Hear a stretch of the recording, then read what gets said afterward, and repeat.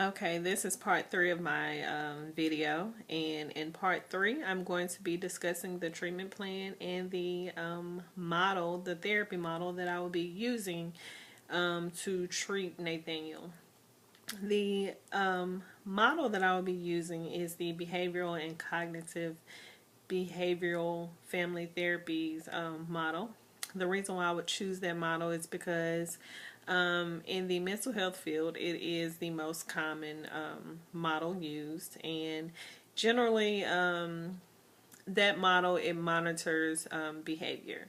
And so, in this case, this is definitely something that we would like to use because we would like to monitor Nathaniel's behavior.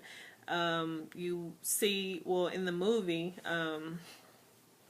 in order to get Nathaniel to do certain things, the journalist had to do like a reward system. So he wanted him to stay in the homeless shelter. So in order for him to play the cello, he took the cello to the homeless shelter where it would be locked up. So being in the homeless shelter, it kind of allowed Nathaniel to be safe, and also the cello safe. And so he knew that if he would go there, then one, he would play the cello.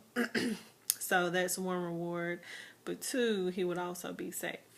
So that's a kind of a reward and behavior and reward type of thing that's used in the cognitive behavioral family therapies model.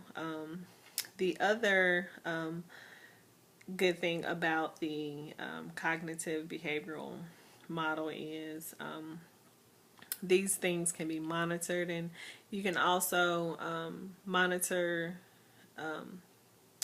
whether or not the patient or the client, in this case Nathaniel, is getting better or worse. And so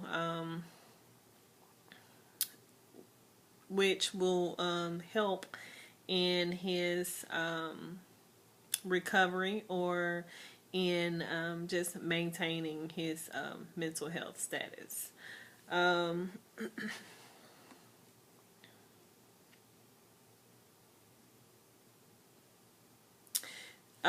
I would also definitely include his sister in this part of therapy, just because that is his support system. And also in the movie, you see where he began to become very fond of the journalist, and he told him that he was his God. So he became a support system for him as well, ultimately. And so we would use him as well in some parts of the therapy, because this is a man that he developed a close relationship with, and actually the first relationship that he's really developed with anybody closely like that in his adulthood. At the end of the movie, you do see where he tells him that he loves him. So I think that that is a good thing as far as support for Nathaniel.